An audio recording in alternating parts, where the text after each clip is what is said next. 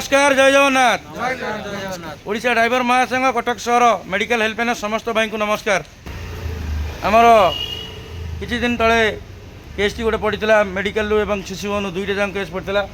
भाईंकर धर्मपत्नी जे कि delivery ward थिले एवं गोटे कोमलमती शिशुपुत्रटी जन्म होता एवं शिशुपुत्र को आईसीयू न मिलवर भाईटी भांगी पड़ते एवं आम महासंघ खबर आसी पहुँचला।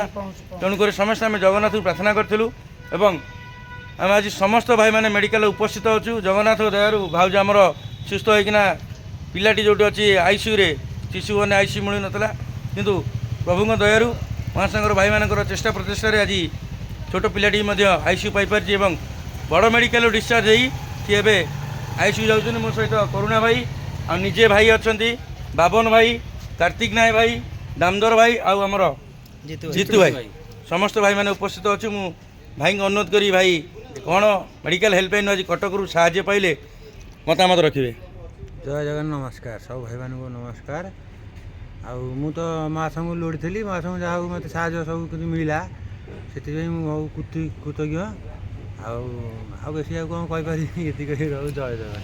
देखु विगत दिन में आम कहीं क्या चिन्ह था आज महासंघ एमती एक प्लाटफर्म आनी हाई निश्चंद कहली कहीं आज्ञा कटक तांको पाखे आज 10 भाई आम भाई ये आई बंधु पाखे बंधु ये आई ये हूँ भाईचारार संघ। अनुरोध कर जीतू भाई दुपद संक्षेप में बार्ता रखिए।